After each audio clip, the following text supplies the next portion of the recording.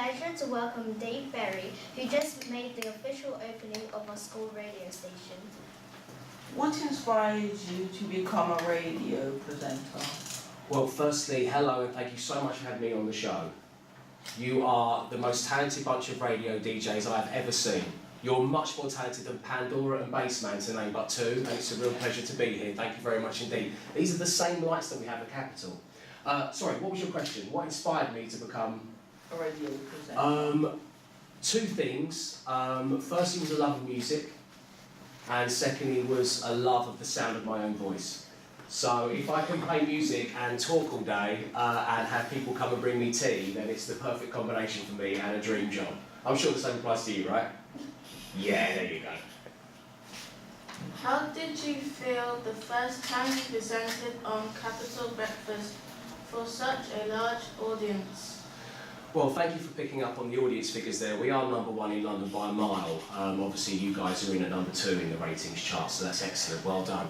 I felt good, actually. I had experience in radio before. My first ever radio show on XFM, I was very nervous. And I used to hang on to my producer.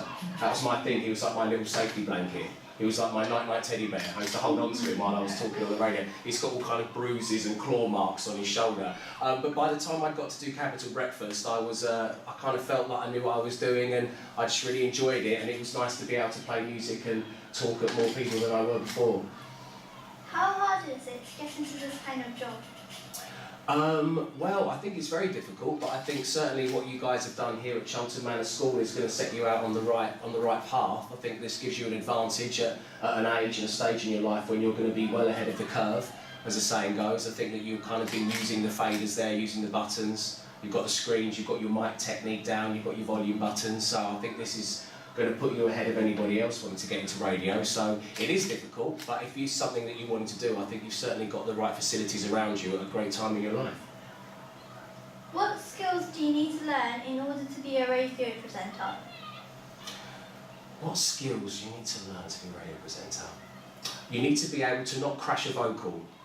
Do you know what that is? Like your voice cracking? No, it's like when a song starts out as an introduction.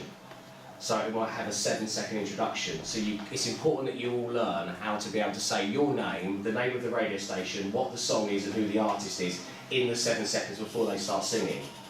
Because nobody wants you talking over Taylor Swift singing her song. Because even though you guys are big stars, no one's bigger than Taylor Swift. So that's one skill. And also be very lovely to your colleagues. Always be very nice to everybody you work with. That is the most important thing you're ever going to learn. What is the most satisfying thing about your job? The lazy radio DJ in me would say finishing work at 10 o'clock in the morning.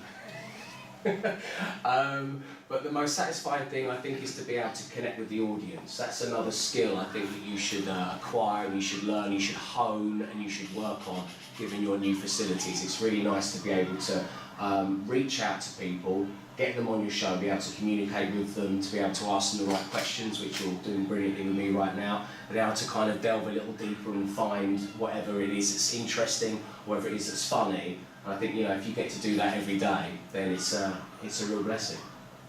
In Charlton Manor, we are leading the way in using cooking in the curriculum. What are your thoughts on using cooking as a way to teach literacy and numeracy? Well, I think it will work brilliantly as an aid. I mean, it was my New Year's resolution this year to cook more, and obviously there's lots of ingredients and lots of recipes from around the world, using words you might not read in books. So you're kind of opening your mind up to kind of different words, different pronunciations of words. Then of course you have to get all of your quantities right. So, you know, as far as numeracy goes and working with the numbers, I think it works really well. Plus at the end of the day you've got something to go home to. So for example, you haven't tidied your room. Your mum, your dad, your parent, your guardian, they're livid, and you just go, Mum, there's a chili con carne I made at school. You're back in the good books, right? You're learning to read, you're learning to write, and you haven't got to tidy your room for at least another 2 days. So well done. Finally, what advice would you have for young kids who are thinking of following a career such as yours? Don't grow a beard. It looks really scruffy when you're being photographed and you've been welcomed onto it. Are you planning on growing a beard? Are you growing a beard like mine? No? Are you growing a beard? No, okay, I'm going to grow a beard. So don't grow a beard because you look silly. What was the question again? Sorry, I got onto facial hair. Could you repeat that for me, please? Finally, what advice would you have for young kids who are thinking of following a career such as yours?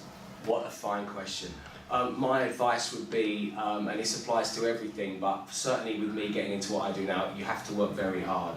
I got up very, very early, all of the time, and I went to all corners of the country, and you have to be able to accept a knockback, because not everything is going to go your way in life, particularly not in this industry, and you have to be able to be strong enough as a person to go again. And if you apply yourself and you are willing to go again, eventually with your skills, with what you've learned, with your education, you will get the break that you deserve, and then you can come and meet people like yourselves. And you can grow a beard, and you're going to look great with a beard. Thank you for your time and answering our question. It's been an absolute pleasure. I'm really proud of you guys. What a wonderful show, what incredible facilities. Give yourselves a round of applause.